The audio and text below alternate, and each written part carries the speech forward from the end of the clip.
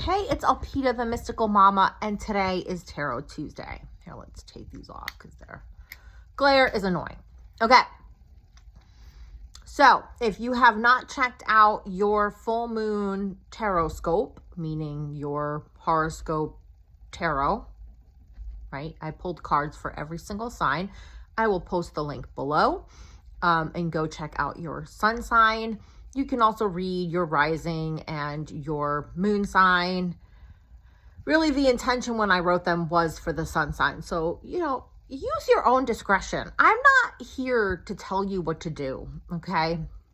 Even when you're a private client, in whatever modality you choose to come into my world,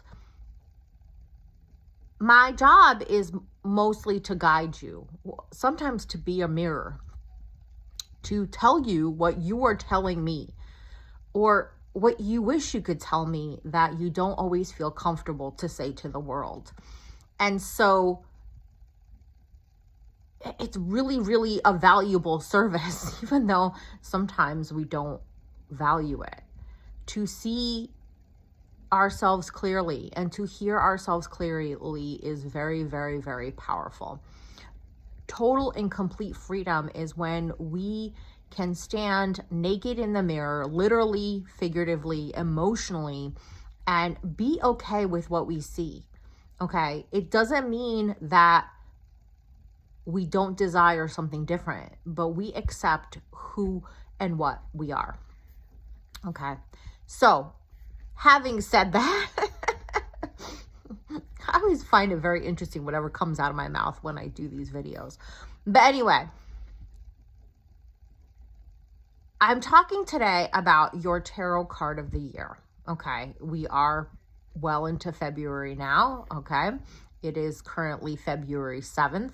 And your tarot card of the year is the energy that this year has for you. Now, there are many different things that you can look at. You can look at your astrology. You can look at your Chinese astrology. There's Vedic astrology. There's all sorts of ways to kind of see what the year has for you. At the end of the day, you get to choose what this year is and means for you. If your astrology says that it's a great year for love and you're like, fuck that, I want to focus on my career, you can do that. You have the power to do that. It is your fucking life and you get to choose. The energy of the year that I'm going to share with you in a minute how to figure that out using the tarot is what will happen if you don't choose. Where the currents, the energy currents of the universe are going to carry you. Now, having said that, I think you need to do, I advise, I recommend, I invite you to do a little bit of both. To look at the energy of the year based on the tarot and other modalities as well. Like I said, astrology, Chinese astrology, there's so many of them, right? And to be like, that's great. And if it's positive, which there's always something positive, right? Everything has a flip side. Actually, I have this one deck, and I don't remember the name of it, but wish I had a card here. But anyway, it literally is a mirror. Like the image, you can flip it, and there's like the one side, and like it's a mirror image. Right? So you can read reverse with it with a different image. And they're really, really freaking cool. Actually, I was going to get rid of them and then water got spilled on them. So now I can't sell them. And now that more that I look at them, the more that I like them. So I may have to buy a new copy, but they're not really damaged. They just, some of them stuck together. And so there's, bits of, the paper is peeled up. But anyway, so let's say your whatever oracle or modality you're looking at says that this is a really good year for money. And you're like, but I want a relationship. Why not take advantage of the energy of money that is flowing through your whatever, your astrological chart, your Chinese zodiac, whatever it is, and set a very powerful intention that love will also be abundant. Okay? If the energy of your year, I'm trying to kind of find a hard way to say that, but the energy of your year, of the year for you today, for you, right? For you personally, has negative stuff. I always want you to think, just like I tell my tarot clients, that forewarned is forearmed. If the energy of the year says that there is heartache or despair or negative energy or loss, don't feed that. Just use it as a caution sign to be on the lookout. So if it's in the area of money, when you are signing contracts or looking for a new job or hiring an employee or whatever it happens to be, just be like, I'm going to pause a second and I'm going to really tune in and read the fine print and listen to my intuition and just take a couple extra minutes, days, to make sure that I've crossed my T's and dotted my I's, right? You can never go wrong when you proceed with caution. Yes, there are certain opportunities that we need to jump in, but if your intuition is saying, if your intuition is reminding you of that reading or that whatever, the tarot card of the year that you've calculated, if that pops into your head, there's a reason. Your intuition, your subconscious is telling you that this is what, this might be what that was talking about. Okay. And again, you have a choice. And if you say, you know what, I'm going to hire this person anyway, that's okay. Just be mindful that, you know, there might be caution here. Okay. So whatever it is, I am not the person who's going to tell you absolutely no or absolutely yes on most things. There are certain things that intuitively it's a no, and you know it. Usually when I say, you're like, oh, yeah, I knew that. I was kind of hoping it wasn't true, but I knew that. Honestly, to tell you that when I'm working with a person, regardless of the modality that I use, 9 times out of 10, I'm just validating what their intuition is already telling them. That 1%, I'm bringing in something that they might not have encountered in their radar. It may be a piece of knowledge that I have acquired from somewhere that they didn't know, okay? Sometimes it's more like 2/10 of the equation, but at the end of the day, most of what I tell people, they already know this stuff. It's my job is to help them embrace it and to see where they're going to go from here with that information, right? That validation. So let's get on to how you figure out your tarot card of the day, of the year. So you're going to take your birthday, okay? This year. So my birthday is actually next week. February 13, 2023 is my birthday, right? That's not the year I was born, obviously. You want the energy this year. So you're using this year's year, right? So you're going to add the digits across. Just put little plus signs in between every single digit. So I would add 2 for February, to the 1 from the 13, to the 3. So we got 6 right there. Plus 2 from 2000 is 8. Plus 2 from 2023 is 10. Plus 3 gets us 13. Now, if your number is higher than 22, you want to add the digits again together. So if you get a 46, you want to add the 4 and the 6 together and you get a 10, okay? Now, you can, I'm pretty sure the tarot has 78 cards, okay? The first 22 cards are what are called the major arcana or arcana, depending upon how people pronounce it. And those are your higher energy cards. I'll not explain it. Anyway, so those are the cards that we're looking at. Now, I'm sure there's a chart out there that actually numbers them from 0 to 77. So you could find the number that you're looking for. Although I don't really think that you're going to get very, very high in the numbers if you're adding digits together, okay? I mean, you can't possibly have all nines. So, well, you could, 1999, but we're not in 1999. So anyway, my number is 13. And I know, because I already looked it up, and not because I needed to look it up, because I knew what it was, is that this year, okay, and you can, hold on, before I tell you, you can reduce it down to a single number if you want. Many people, what they do is that if it's a number 22 or less, they'll take that number and then they'll reduce it down so you'll have 2 cards. It's your choice, okay? So I actually did do this because I'm not going to tell you I didn't like the card that I got. I mean, as soon as I tell you the card, you'll know. You'll be like, ah! Anyway, but because I know that there's a dual energy, that there's 2 different energies that come in when you have a number above 9, right? So, and I've been doing this for a long time, so I know that this is what we do, right? Okay. And you can do this with every single day if you want. There's actually someone on Facebook that does this every single day. They reduce the day, like today they would, you know, just add 2 to 7 because it's February 7th, and then 2023 and all that stuff. So my card this year is the death card. And you're like, oh, well, yeah, I would try to reduce that down too because I don't want the death card. Here's the thing about the death card.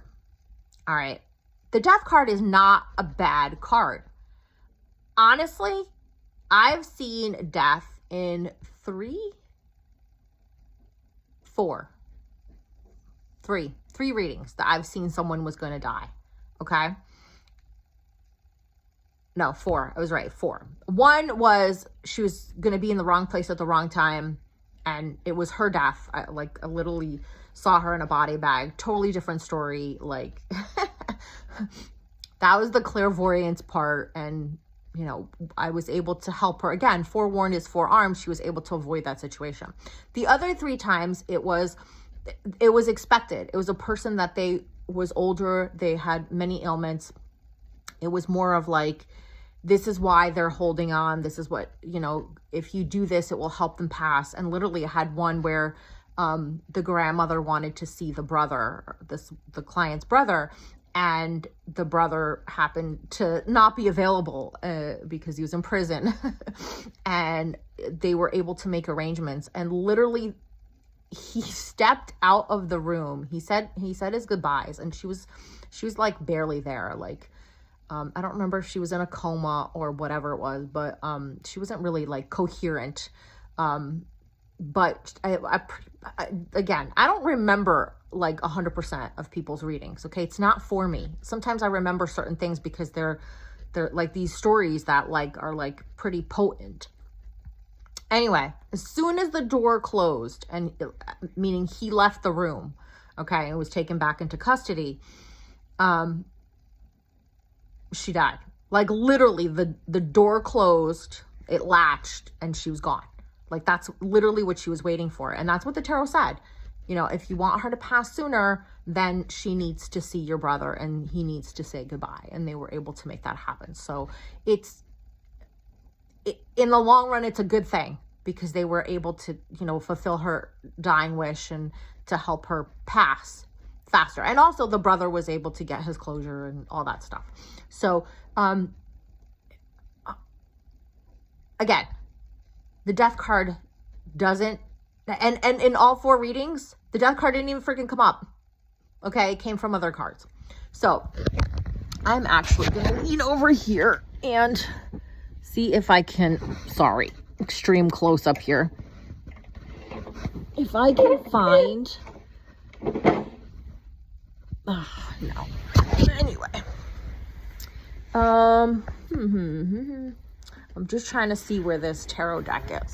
There's a deck out there called Tarot Affirmations, and every card has an affirmation. Actually, it has 5 affirmations on it, usually 4 to 5. And I should have pulled it before I started recording, but here we go. Got it. Right? This is the deck. Yes. So anyway, I invite you to, I think you can find these online. You might be able to, like, somebody might even have pictures of them. It doesn't really matter. You can just Google, when you get your card, you can Google it. Now, I will tell you, as I'm looking for the death card in this deck, that the other card I got was the 4, which is the Emperor. And the Emperor is, of course, a really good card, right? It is the, oh, here we go. Here's the death card. I gotta put the glasses back on. Can't wait till my new ones are back. They had cut one of the lenses a little small, and so it kept popping out every time I'd wipe them down. So I had to go back to my old ones.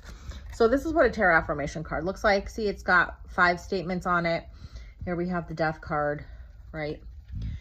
So it says, I am transformation, a circle of interconnected endings and beginnings. I am release. I cut through old beliefs and attitudes to free new parts of self.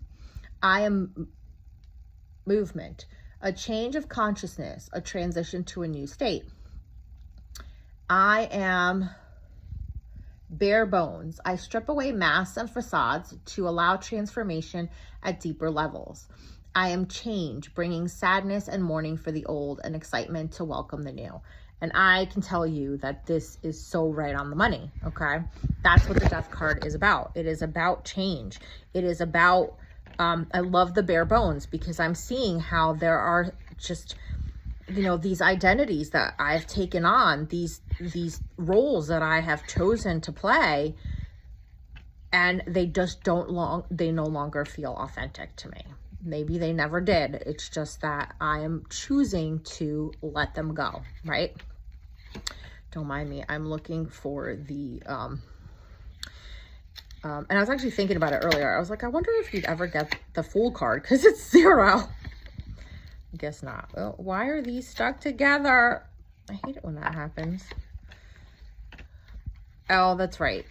My cat knocked over my coffee cup, and they got a little bit of coffee on them. So I'm just looking for the Emperor card.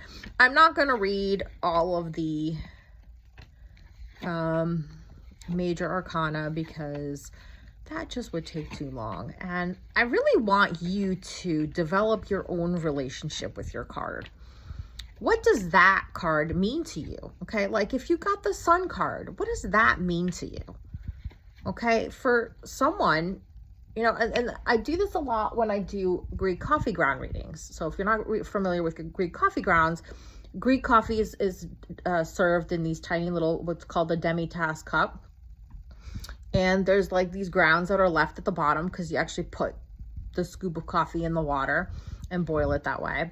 And actually, you know, there are other cultures, Middle Eastern cultures, that use the same process of coffee brewing.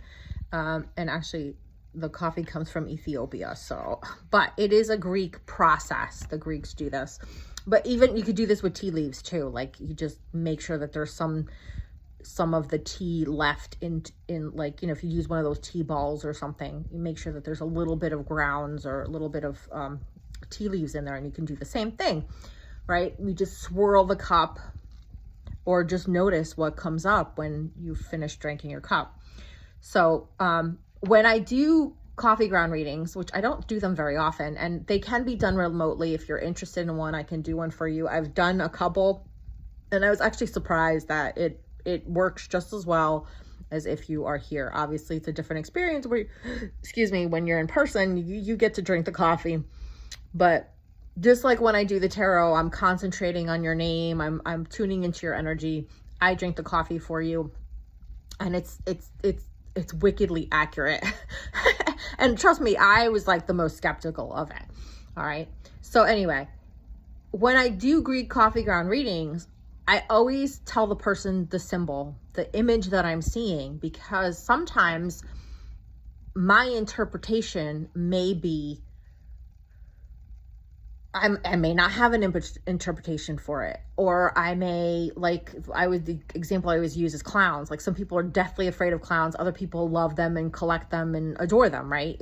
It's a personal, every symbol has its own personal meaning for you. Okay. I actually had a friend who I did a reading for, and I saw a panda, a giraffe, and there was another animal too. And I was just like, and he's Vietnamese. So I was like, it's not, I don't think it is. And I'm like, no, it's Christmas time. I see you going down south and then going out west. And we live in Connecticut. And he's like, oh, well, I'm going to see my mom and my sister for Christmas in Florida. So that makes sense, the south, but the west and the panda and the giraffe just don't make sense. The giraffe didn't make sense. And there was another zoo type animal. And he calls me 2 weeks later, and he had just spoken to his mom and his sister, and they were moving to San Diego. So zoo is exactly what I was seeing. So especially when we're looking at the future, and yes, you can see the future, you have to remember that it's just possibilities. It's, if you stay on this road, this is it's highly possible that this is what is going to occur. And that's why I always talk about forewarned is forearmed, is that the tarot and any other modality of divination, and I do use quote unquote divination, we're tuning into the universal consciousness, into the divine consciousness, and we are extracting information about the past, present, and the future. And the future is always static. It's always moving. It's always changing. I always tell my clients that, hey, if you leave and you normally take a left and you take a right today, everything I said could just literally go out the window. Chances are not all of it will. Some of it may. And that's not a disclaimer as like not me taking responsibility for the messages that I gave you, but me telling you that you are the creator of your own life. And if you don't like something that you hear from me, from an astrologer, from any other person that makes predictions, and again, predictions in quotes, of the future, you have the power to change that. It really bothers me when people are like, I had this one woman who, she had a feng shui practitioner who told her that her house was like just such bad feng shui and bad chi and her career, and that she had to change her career. She had to sell her house. And I'm like, I don't care if your property is on ancient burial grounds, there's always something that you can do. Okay. And chances are you're not the one who built it, and there's always something that you can do. So don't ever be like, oh my God, it's all doom and gloom. It's not. Okay. So I have been experiencing the energy of the death card for a while. I'm in many transitions in my life, and it totally makes sense. And of course, because I've been studying the tarot and doing tarot readings for literally 30 years, actually a little bit more than 30 years, it doesn't bother me. It doesn't scare me. I know that there may be physical death this year, and it's just, that is like a 1% chance. Most likely it's these transitions that I'm going through, the parts of me that I am laying to rest. And I'm saying, I no longer choose to be that way. I no longer choose to be that person. I no longer choose to think and act and feel that way. And I'm going to do whatever I can, that's within my power to change that, right? The other card that I said, you can reduce if you get a double-digit number, which you should, unless you were born on January 1st. And even then, January 1st, hold on, give me a second. Well, that's a 9. So you would get a single digit. Anyway, regardless, you can reduce that down to a single digit and give yourself 2 cards. And they do both have the energy. Okay. So, the Emperor, which is the 4, so that's the 13, like the 1 and 3 added, is I am achievement. I have the power to translate my dreams into reality. I order and structure my life to create a stable base for my activities. I define limits and establish boundaries for myself and for my world to smooth my relationships and protect my inner authority. I respect my vision, use my reason to prepare a plan, and act in disciplined ways to achieve my ambitions. I value my accomplishments, honor my success, and use my experience to empower others. I mean, like, talk about those two cards going in hand. And that's exactly what I'm doing, is I am defining limits. I am creating boundaries. If you follow me on Facebook, you'll see that the past couple days I've been writing these posts that are really stream of consciousness about talking about boundaries and not feeling the need to explain or justify myself. No is a complete sentence, right? Taking responsibility, but not feeling like I need to explain myself, right? I just really love that line of how I define limits and establish boundaries for myself and for my world to smooth my relationships and protect my inner authority. The only thing is, I wish that they had said protect my inner authority first, because that's what I'm really looking to do. You know, the only real thing that we can control is ourself, okay? But we can say, I will not allow you to do that to me, to speak to me that way, to act in that way, or whatever. We have the power to do that. And there are consequences when people violate our boundaries. A lot of times will overlook small discretions because it's like, do you really want to have a battle every single time you have contact with this person? But sometimes those little indiscretions erode away those boundaries. Okay. But this is where my struggle is this year. And I'm choosing to see it as more of a challenge, is knowing when to pick your battles. Sometimes it's like, okay, I see what you're doing, but I'm not going to say anything because it's just not worth my time and energy. Okay. And then there's other times when it's like, nope, that's definitely over the line and that's unacceptable. And we're going to have conversation with that. Okay. So I love the energy of both these cards. And, you know, the Emperor does speak. I gotta put my glasses on again. About accomplishments, about vision, I love the first one. I am achievement. I have the power to translate my dreams into reality. So this is a year for me where I am saying that, you know, I have accomplished many things in my life. I have brought 3 amazing kids into this world, especially 2 of them after I was told I was never going to have more kids. I am the person that when I set my mind to it, regardless of how many setbacks I have, regardless of what people think, regardless of what the world seems to be conspiring, I always end up ahead. I always end up accomplishing the thing that I want to accomplish. And many times it comes with many personal,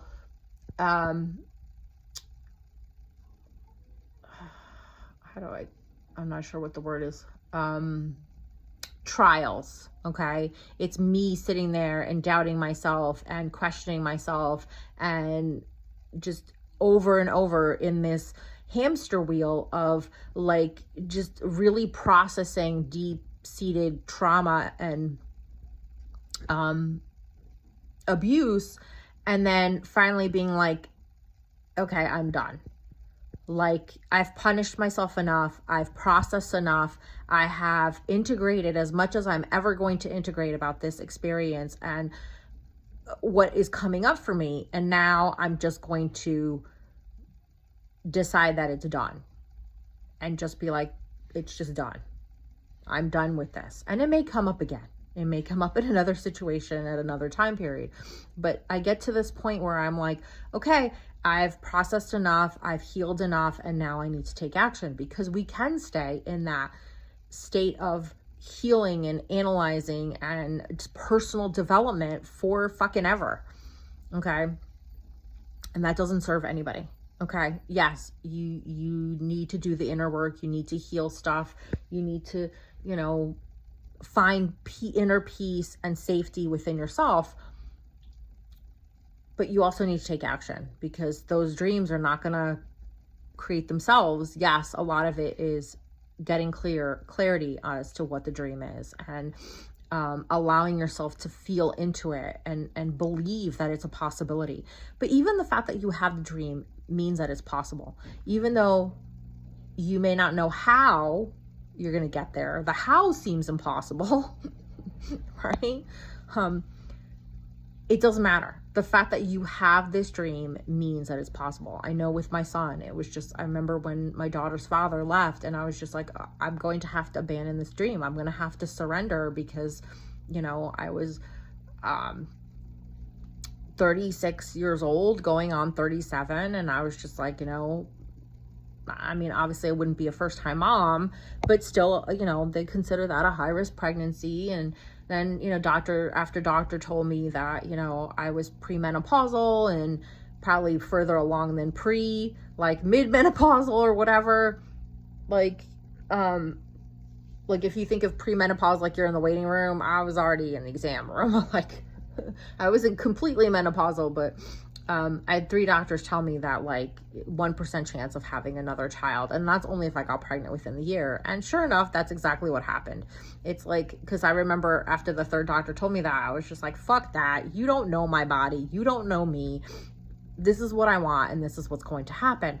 And that's what happens, is we collect all this evidence to the contrary. And I don't know why the fuck we do that. It's annoying.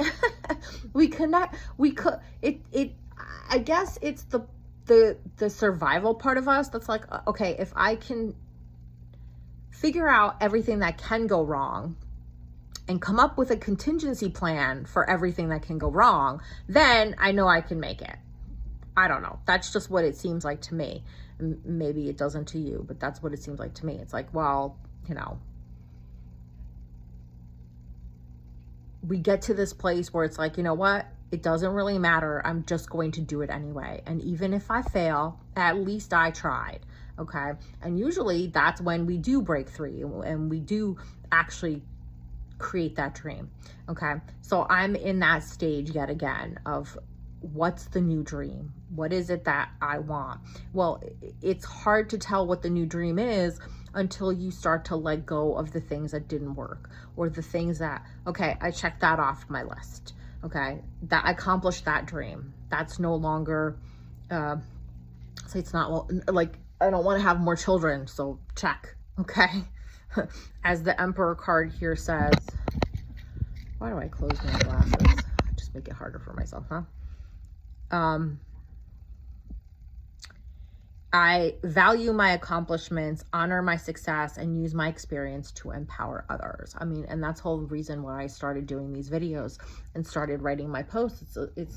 I'm not sure what it's going to mean for me as a business. Obviously I'll always do tarot. I will always do life coaching, business consulting, feng shui, astrology. There's a whole host of modalities and things that I do, but I'm not sure where I want to take my business and my life, because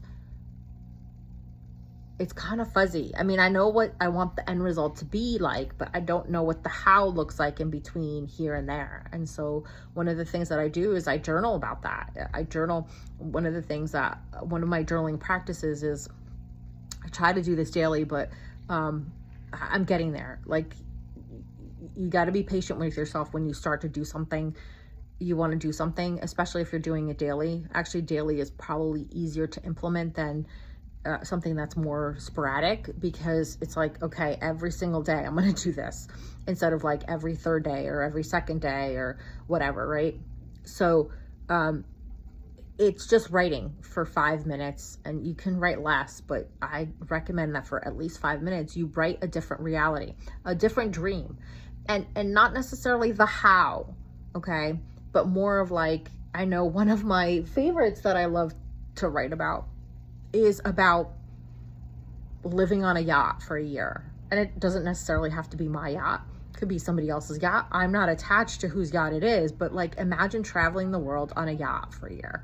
And yes, I say yacht because that would give me, give everybody their own bedroom, and we can bring the cats, and it would feel like it would be a home, right?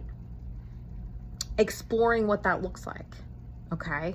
And not letting yourself get caught up in the like, well, do they have Wi-Fi on yachts? Can the kids bring the Xbox? Like, can I still use my laptop and my cell phone? Like, don't go into that stuff. Those are just pesky details that, you'll work out. I'm sure there's a way, right?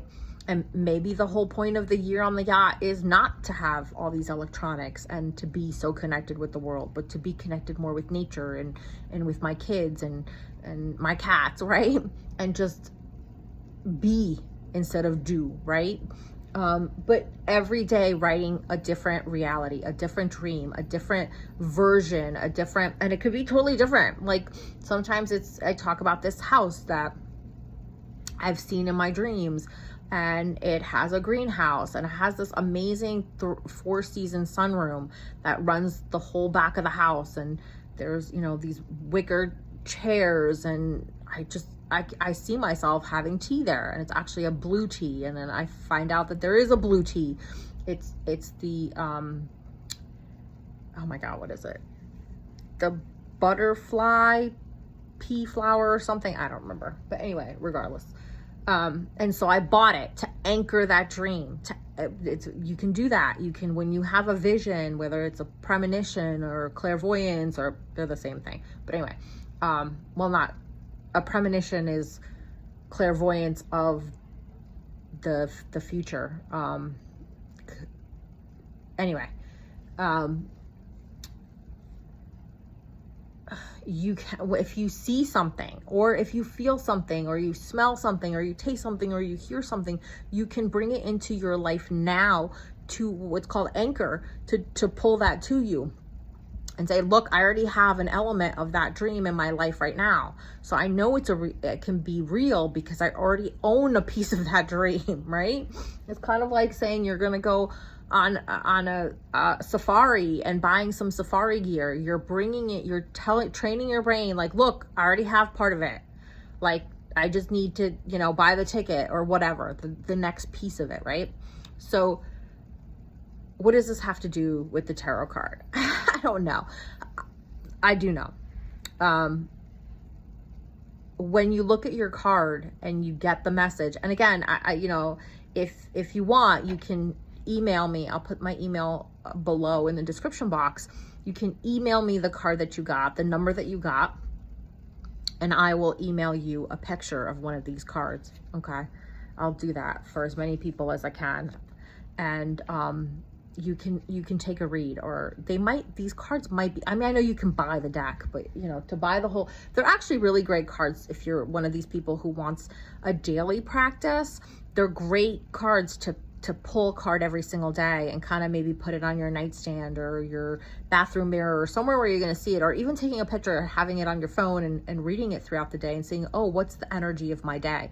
And I don't mean like you can sit and you can calculate like this person on Facebook does, like what is the number of the day, meaning, today is February 7th. So you would add the 2 plus the 7, we get a 9, and then 2023 is 7. So 9 plus 7 is a 16. So you'd find the number 16 card, which I don't remember what it is. And then you would also reduce it down to a 7, which I think the 7 is the Chariot.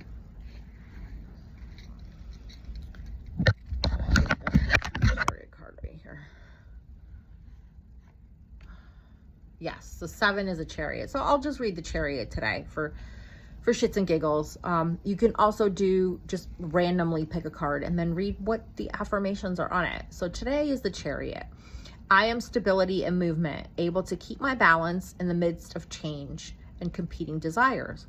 I have the courage to steer a middle course, to struggle with opposing thoughts and feelings and combine them in creative ways.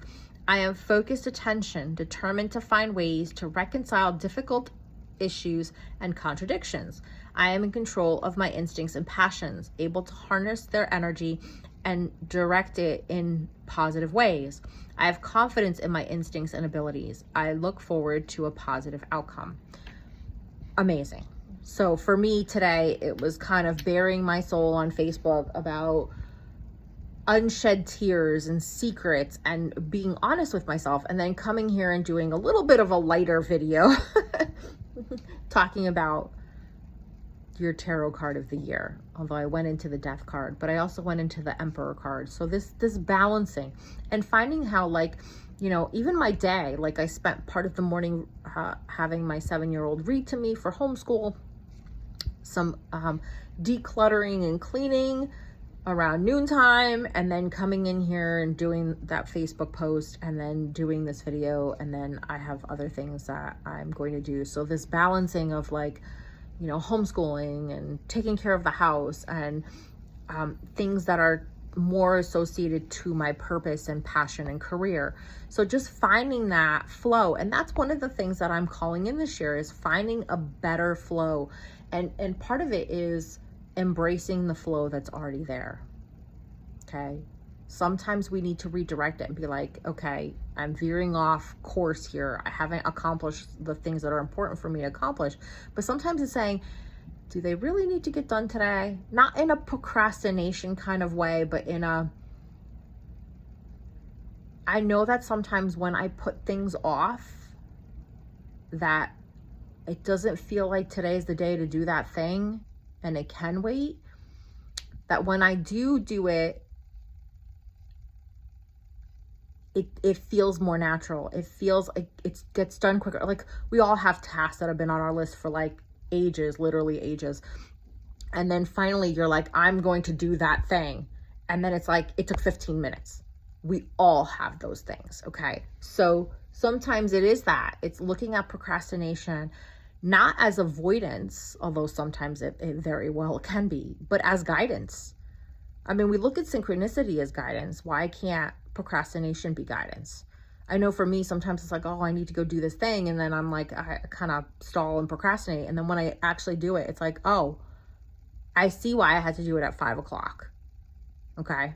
Like, I wanted to run a load of laundry this morning, and I was like, wait a minute, I should wait. And then a package shows up, and it was a pack, like, among other things, pack underwear for my son. And it's like, oh, well, that's why I needed to wait. So sometimes it's that we're not stalling in an attempt to avoid something, but we're stalling. Our intuition is telling us that, wait, but wait, there's more, right? So sometimes we have to honor that. And again, like I said, whether you decide to do this, you know, figure out your tarot card of the year or not, or look at something else, look at your astrology for the year or the day or whatever. I like to come at these things with a healthy dose of skepticism. Not skepticism that it's not true, but more of like, I get to choose if that will come to pass or not. And I also get to choose how I handle it if it does come to pass. I get to be prepared because I took the time to see what's potentially coming down the road. Okay. It's kind of like when you set off on a trip and you're putting in your GPS and you're like, oh, look, there's traffic on that.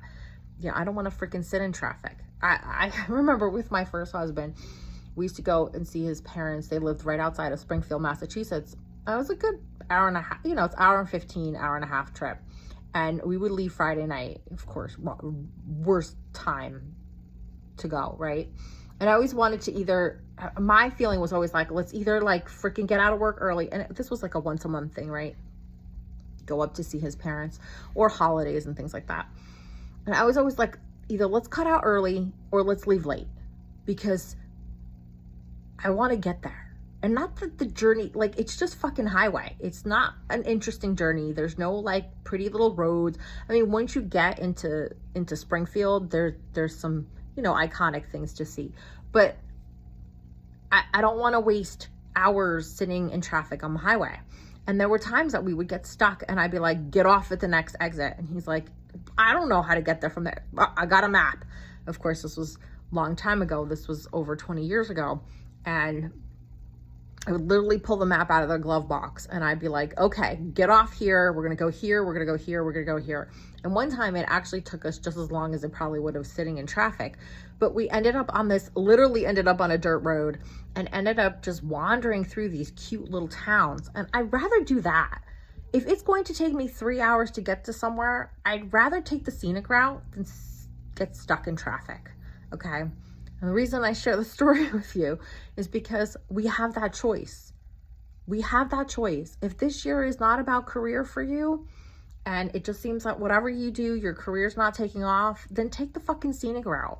Don't sit there and argue and bang your head against the wall. Just be like, okay, I'm just going to figure out ways to make ends meet and then some, because we always want to have a little bit in reserves and want to make sure that it's not just our basic needs are getting met, because then we start to feel unfulfilled and we start to feel resentful. Do what you need to do and then enjoy the ride, because that's what life is. It's this journey that will eventually end for all of us. Nobody lives forever, not physically, right? And the more that we resist, the more we miss out. The more that we struggle with something that's not working, the more we miss out on what could be working. Sometimes we just need to take a deep breath and step back and be like, okay, I'm taking my hands off the wheel. I surrender. And then that's when we take that breath. And, you know, yesterday I sat and watched a new show called New Amsterdam, and it helped me process some grief. And I know it helped me process grief because I feel lighter. There's certain things that were going on in my head that are like no longer triggering me. And I found a new show to watch, and sometimes that's how it works. And there were some insights there. There were some like really good one-liners that were like, wow, profound stuff. Wisdom comes from so many different places. It's not just the tarot. It's not just all these, it's not just the Bible. I mean, I know there was one year that I called it the charming year, because it was a year that I was just like, I was kind of exploring with using charm your life or like something like that, about how like what would happen if we just saw every opportunity to just see that moment as a magical moment, that every person in front of us was someone that we could help. And it was a really interesting year. Like I remember talking to somebody at a coffee shop and being like, there's just wisdom everywhere. And I'm like, look, this cab has a wisdom in it. And it did. It was a tea company that had like little wisdom. I don't remember the name of the company, but regardless, like, and even in the show, the main character, how may I help? What can I do to help? Okay. Sometimes when we start to look at how we can help others, we start to see how we can help ourselves. I cannot count how many times I've had a friend who was going through something challenging, and I recommended some sort of, you know, journaling practice or spiritual practice or whatever from my journey.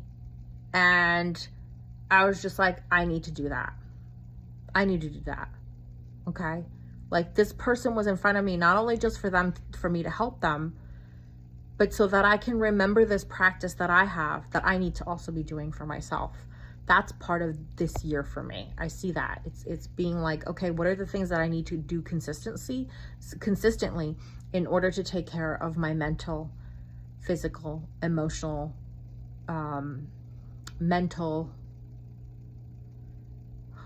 there's 5. Mental, emotional, physical, spiritual, and environmental health. And environmental health, I mean about the people, places, things that you surround yourself with, because they do have a huge impact. Like literally unfriending people, literally unsubscribing, literally saying, you know what, these are my boundaries. And if they're not acceptable to you, that's okay. I'm not going to force you to live under my standards. But if you want to have contact with me, these are my standards. These are my boundaries. It's your choice. I'm not forcing you to do anything. I'm just saying that I'm not going to be forced to do anything. These are my boundaries. And you don't have to be in my life if those boundaries are unacceptable to you. That's okay. It doesn't mean anything. It doesn't mean that I don't care about that person. It just means that I care about myself more. And it's not selfish. It's when we do not put ourselves first on that list, we will become resentful. We will deteriorate mentally and physically. But when we start to take care of ourselves first and foremost, that our cup is full, we have more to give. And when we give it to the right people, again, quotes, right people, the people that appreciate it, the people that are grateful for our presence and our guidance, and it's simply just our presence sometimes. It's not even anything that we share or do. We feel fulfilled. I mean, I know, I think about my cat. Like every time I pet her, and even, I know she likes it. Even when she's not in the mood, even when she walks away, I know that she's expressing her boundaries. And I'm not offended because she doesn't want to be pet.